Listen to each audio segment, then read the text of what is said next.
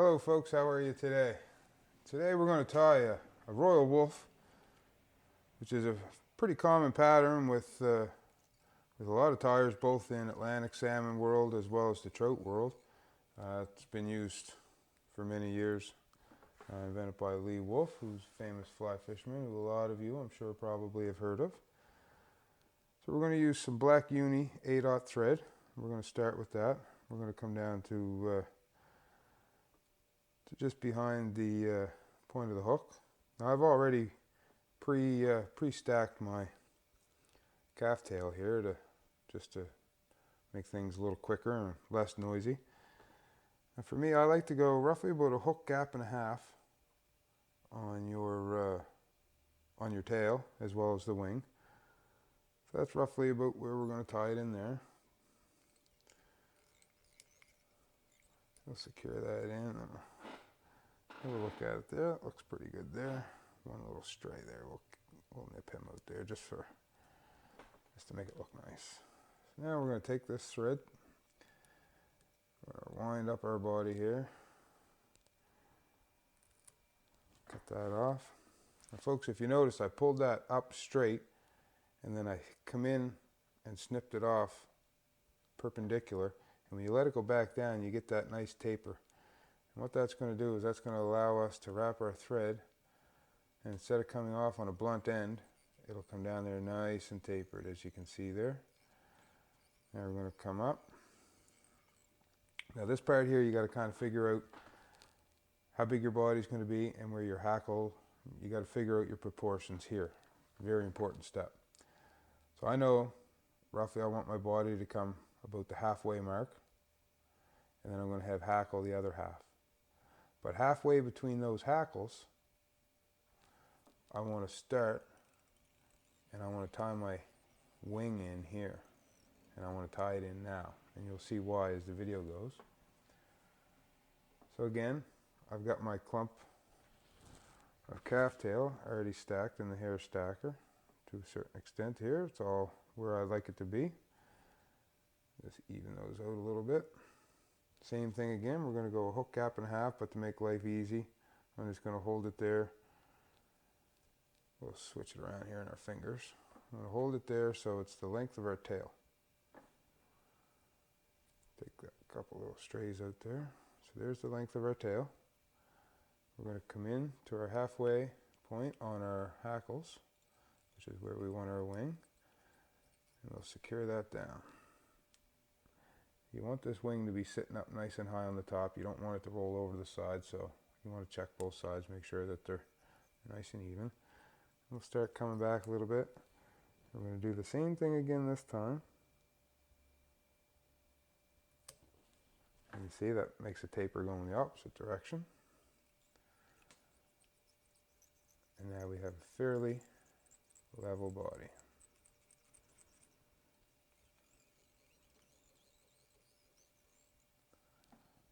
Coming back to here, we're going to tie in some peacock curl. I tie mine in by the butt sections. Sorry, actually, just to make this one a little bit nicer, we're going to come up here. Now this section of your body is divided into 3 equal parts. So we're going to come back up the first half, 1/3. We're going to tie in our fibers there, or our peacock curl there. We'll snip off our ends. Now we'll wrap our hurl back to the tail. Coming back up, keeping that body nice and level. We'll tie those off. Now, if yours are long enough, you can save them so you don't waste material.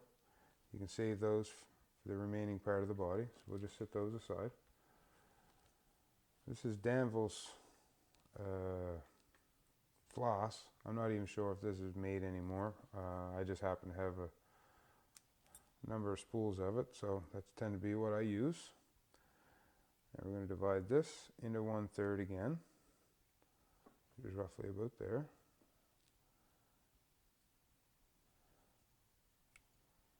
This is, one sec there, put that on the wrong way. tying in a butt. That's how I tie in my butt section, so I have that tags piece coming back over. But we don't need that for this particular pattern. We're just going to put a little bit of red in the center. Nice even body. Take your time. If it doesn't go on the way you like, you can unwrap it. Start again. It's easier to fix it when you're doing it than when you're sitting back at the fly wishing that you had done it. So now we're going to come ahead a little bit here, roughly to where there'll be a little bit of a bump there, because your wing should be slightly heavier than your tail. Because we're going to split that, as you'll see here. We'll tie in our butt sections of our peacock curl again. Wrapping those back down to our center section of our body, coming back up again. I'll tie those off. Oh, now see, folks, as you see there, that one broke. So what you can do, you don't panic, you don't have to worry about it. Just wrap it back around, take your time. Get it back up to where your thread is. Make sure it's tight, because you don't want it to be loose.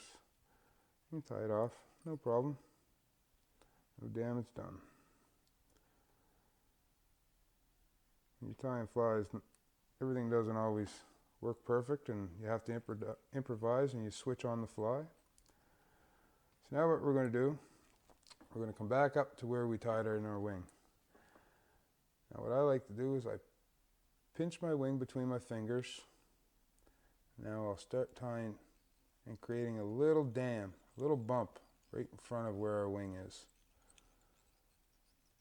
Put a nice little base of thread there. You can come out a little bit, work that back and forth, try to keep it as nice and even as you want, or as you can.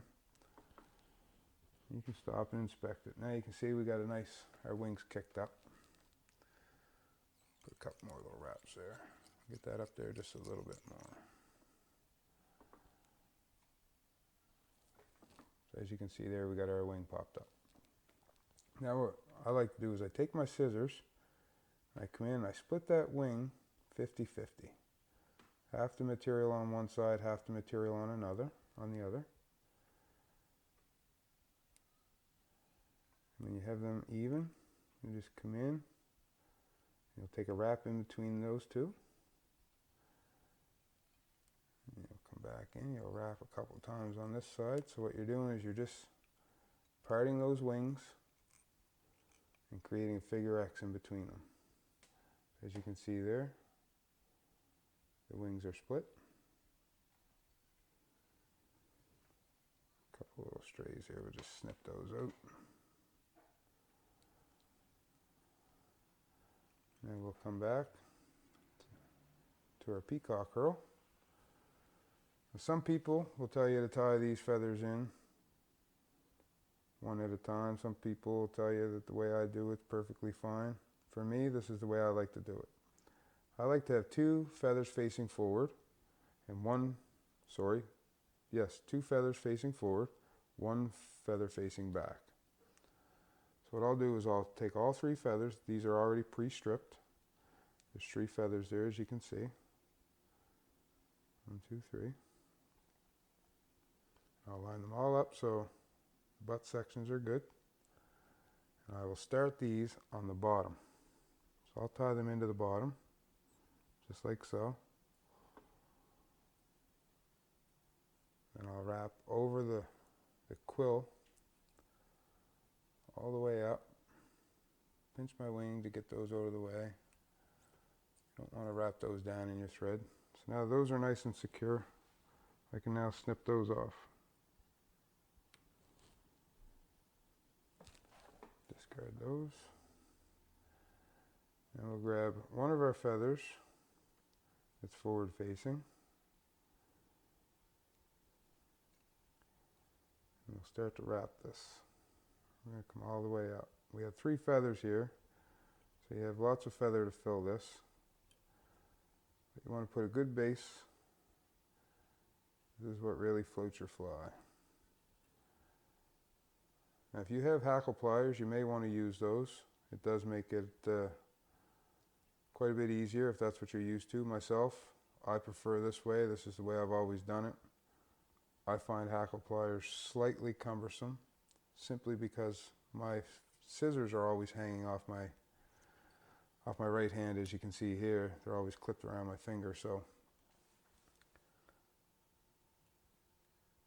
one less thing clipped around my fingers, the better. So there's our one hackle. So as you can see there, we're starting to get a nice base for our hackle. Then I'll take my other forward facing, I'll start to wrap that, kind of filling in the gaps, and what I'll do is I'll wiggle the feather as I'm winding up through, not to tie down any of the fibers from the previous one. Stroke those wings every once in a while. You can fluff your feathers. And I'll come down in between the two. I'll make a few wraps in front. And my last feather is my rearward facing one. That kind of ties everything together nice, kind of blends those fibers, makes it kind of look a little more full. They crisscross a little bit and stuff in there. But I also like to have my last hackle as my longest hackle. And then that way there you can add a little more at the front, in front of your wing, because you have more room to grab it with your fingers. So now we'll take this. What I like to do is I like to pull all my hackles forward, and then this one here comes around the back, one full turn, and it kind of pushes all those other hackles a little further ahead, so it blends them in really nice. That's just the way I like to do it, folks. The fly's going to fish well regardless of how you do these or how you tie them in. It's just, that's what works for me, that's what I like to do, and that's what I like the look of. You may like it, you may want to try it, and you may find that it works better for you that way, or you may find that your way with a little bit of my way combines to a new way that works best for you. I just want to show you the tricks that I use. So as you can see there, we got some loose hackles there in the front, little stragglers. So what I'll do is I'll just kind of grab all those hackles and kind of pull them all back, and get them all nice and even, and then take a couple of nice wraps there and start to work back. You don't want a very big head on this fly because you don't want to tie any of those hackles down. As you can see there, that looks pretty decent the way it is. Now if I could just find my trusty whip finishing tool. Aha!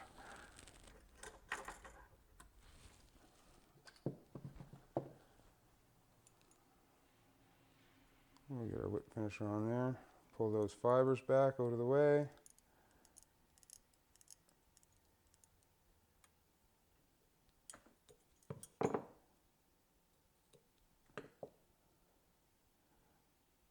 One little straggler there. Oh. And there you have it, folks. Royal Wulff. Excellent Atlantic salmon fly. Great trout fly. You should definitely have some in your box.